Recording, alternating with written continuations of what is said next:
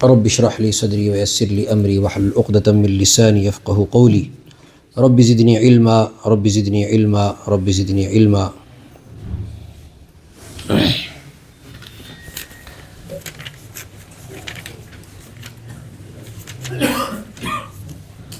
سورۃ البقرہ کے بعد دوسری صورت ہے آل عمران۔ حضرت عمران کے اہل خانہ کا ذکر اس میں ہے، اس لیے اس صورت کا نام ہے سورہ آل عمران۔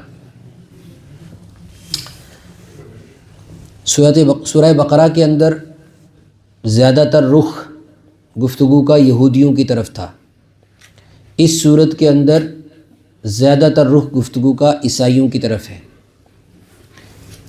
اس صورت کی ابتدائی اکثر آیات اس وقت نازل ہوئی ہیں جب عیسائیوں نے رسول پاک صلی اللہ علیہ وسلم کے ساتھ مناظرہ، مباحثہ، بحث بازی کرنے کا ارادہ کیا، اور ان کا ایک بڑا وفد نجران سے مدینہ پاک تشریف لایا، اور وہ حضرت عیسیٰ کے خدا ہونے کا اور اللہ کے بیٹے ہونے کا دعویٰ کرتے تھے، اور اس کے دلائل بھی دیتے تھے، اور دلائل دیتے بھی تھے قرآن سے۔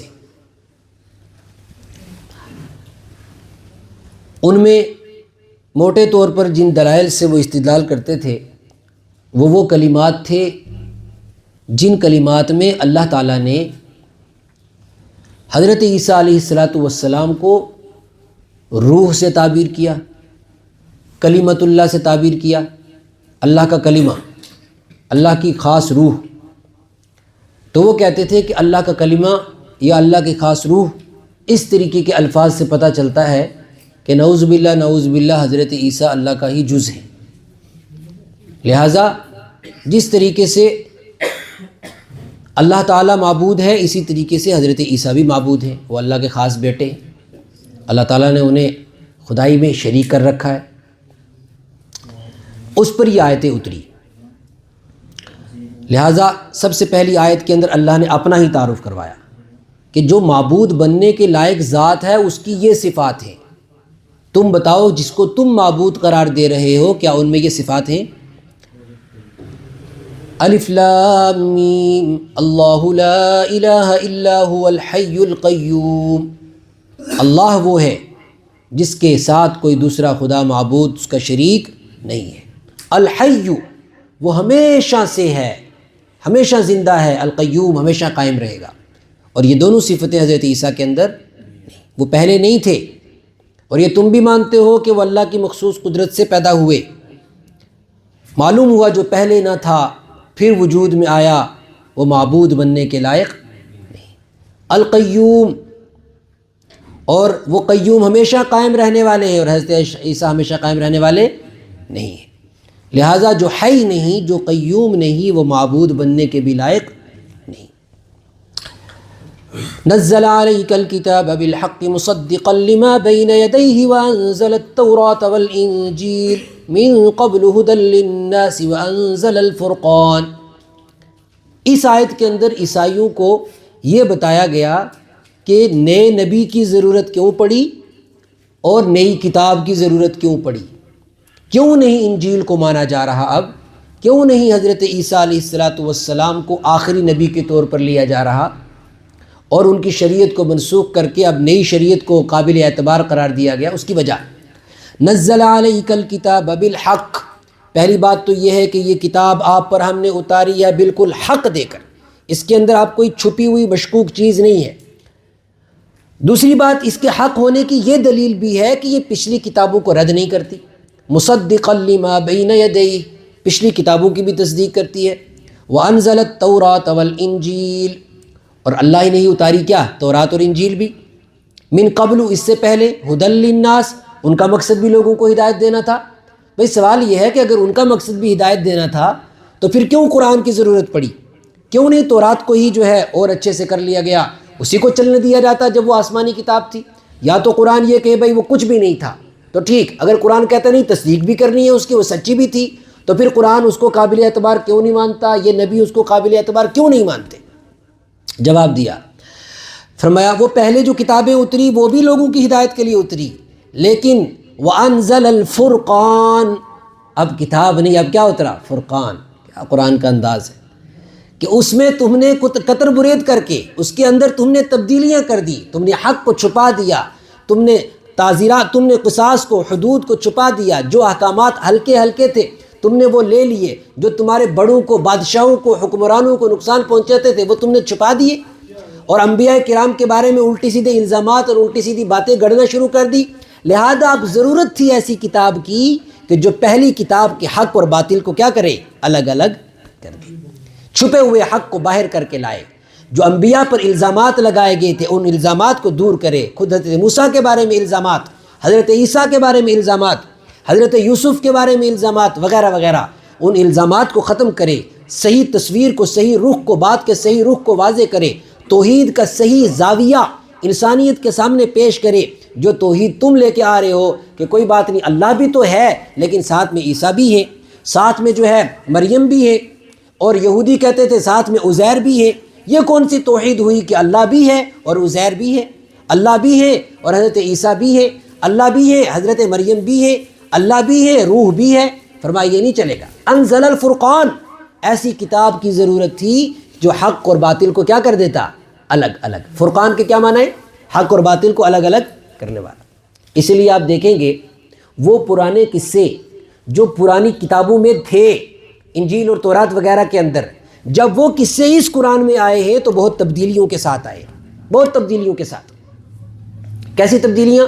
وہ تبدیلیاں جہاں جہاں انجیل کے اندر عیسائیوں نے حضرت موسیٰ کی شان میں گستاخیاں کی ہوئی تھی، حضرت یوسف کی شان میں گستاخیاں کی ہوئی تھی، حضرت عیسیٰ کی شان میں گستاخیاں کی ہوئی تھی، بلکہ یہودیوں نے حضرت مریم کی شان میں گستاخیاں کی ہوئی تھی، وہ ساری گستاخیاں اس قرآن نے صاف کر کے پیش کر دی کہ بات ایسی نہیں تھی جیسے تم نے تورات میں اور انجیل میں لوگوں کو سنائی ہے، بات وہ ہے جو قرآن نقل کر رہا ہے۔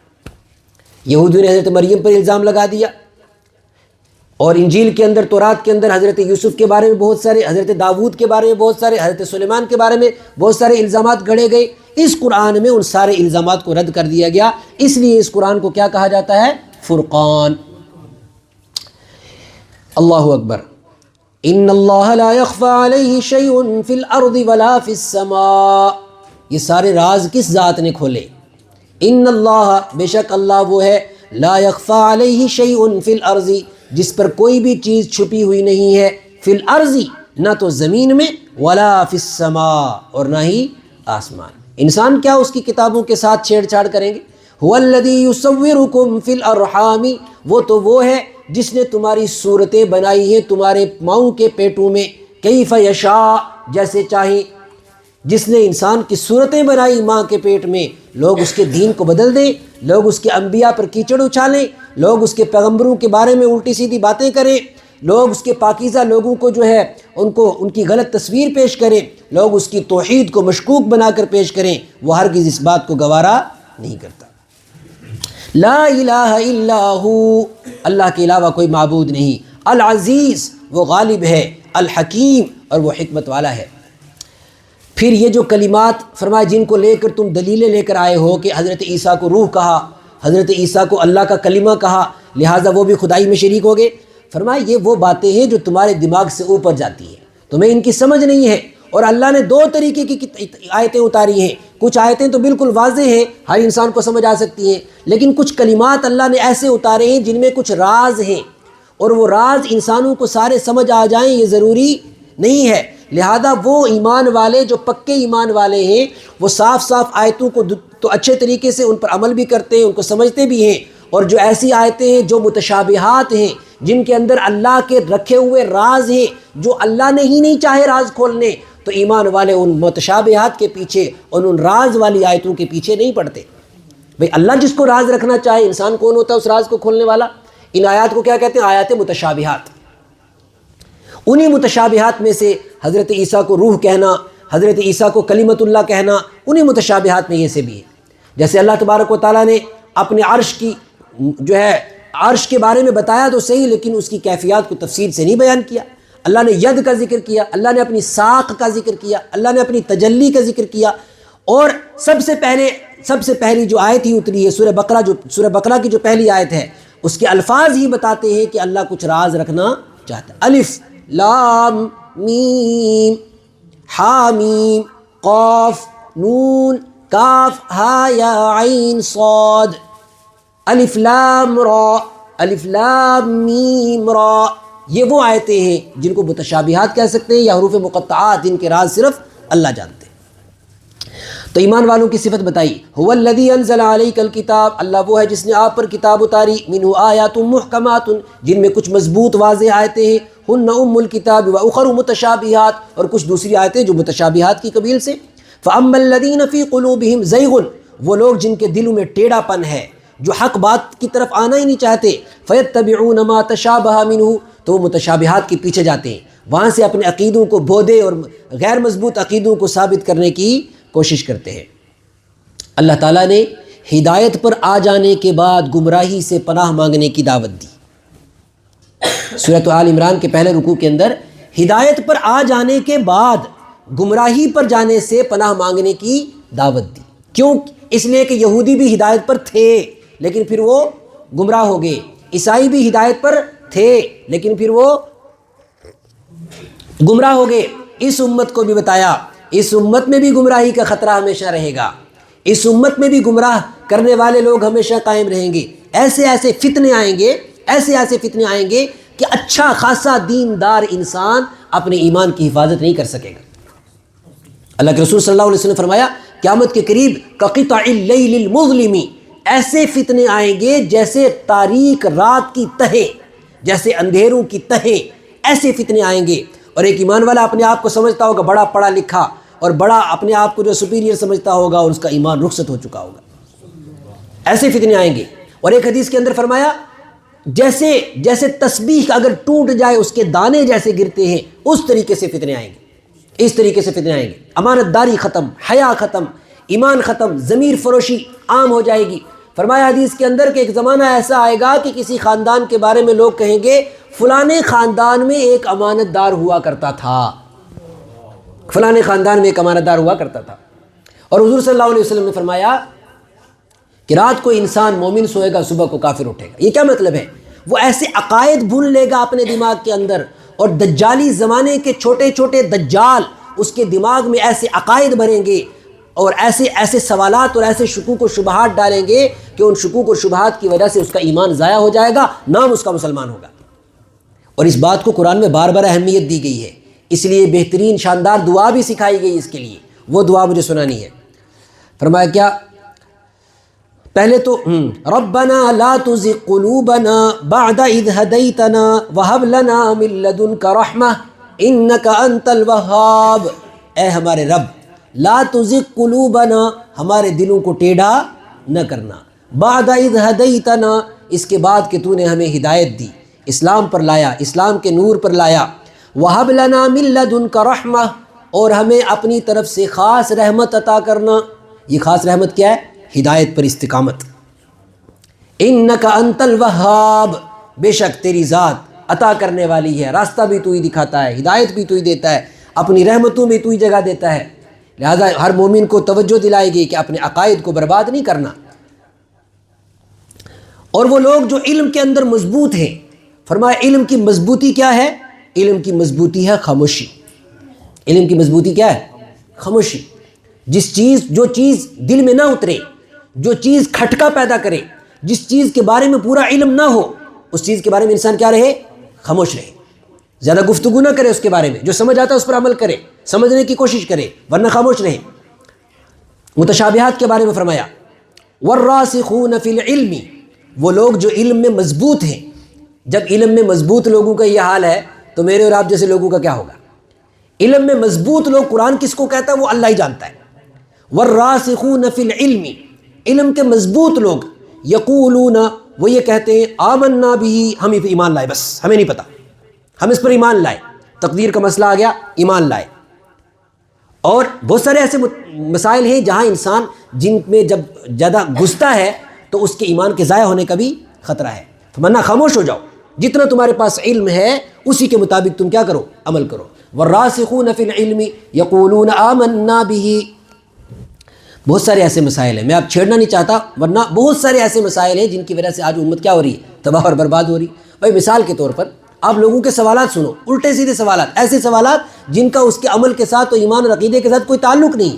مثال کے طور پر صحابہ کرام کے بارے میں گفتگو کرنے کی، زبان درازی کرنے کی کیا ضرورت ہے؟ بجائے اس کے کہ اس کا ایمان ضائع ہوگا، بجائے اس کے کہ اللہ کی نظر میں جو جماعت قابل اعتبار ہے، جن کے ایمان کو ایمان کا معیار قرار دیا گیا، اس کے بارے میں الٹی سیدھی گفتگو کر کے اس کو کیا حاصل ہوگا؟ اس سے بہتر کیا وہ اپنا ایمان بچائے، اور خدا نہ خواستہ اگر کسی سے کوئی اونچ نیچ ہوئی ہے تو اس کا حساب میں نے اور آپ نے لینا ہے، اس کا حساب اللہ نے لینا ہے۔ اللہ چاہے، اللہ غفور الرحیم ہے، اور سب سے پہلی جماعت ہے جس کو قرآن نے خطاب کیا ہے۔ بہرحال راسخ فی العلم، علم کے مضبوط لوگوں کی پہچان کیا ہے؟ یقولون آمنا بہ، اللہ ہم تیری سب باتوں پر ایمان لائے، تیری سب باتیں سچی ہیں، جو مجھے سمجھ آئے وہ بھی، جو مجھے سمجھ آئے نہ آئے وہ بھی۔ کل من عند ربنا، سب کی سب باتیں کس کی طرف سے ہیں؟ اللہ کی طرف سے۔ امام مالک رحمۃ اللہ علیہ سے کسی نے پوچھا تھا کہ اللہ تبارک و تعالیٰ نے جو فرمایا استوى علی العرش، اللہ عرش پر مستوی ہو گیا، اس کا کیا مطلب ہے؟ تو امام مالک رحمۃ اللہ علیہ نے بڑا شاندار جواب دیا، انہوں نے فرمایا الاستواء معلوم، استوا کا ہمیں پتہ ہے کہ ہے، کیونکہ قرآن میں ہے، قرآن کہہ رہا ہے استوى علی العرش، وکیفیتہ مجہول، اس کی کیفیت مجہول ہے کیونکہ قرآن نے ہی مجہول رکھی ہے، والسؤال عنہ بدعۃ، اور اس کے بارے میں سوال کرنا ہی بدعت ہے۔ جس چیز کو قرآن نے نہیں کھولنا چاہا، جس چیز کو اللہ نے نہیں کھولنا چاہا، اس کو کھول کر انسان اس کے پیچھے کیوں پڑے؟ ربنا انک جامع الناس لیوم لا ریب فیہ، اے ہمارے رب، بے شک تو لوگوں کو جمع کرنے والا ہے اس دن جس دن کے بارے میں کوئی شک نہیں ہے، اور تیرا وعدہ کبھی غلط نہیں ہوتا، سارے لوگ جمع ہوں گے اور اس وقت سارے انسانوں کو تو جمع کرے گا۔ اس کے بعد بڑا ایک اہم مضمون آ رہا ہے، انشاءاللہ اس کو ہم کل بیان کریں گے۔ اللہ تبارک و تعالیٰ میں قرآن پاک کو سمجھنے کی توفیق عطا فرمائے۔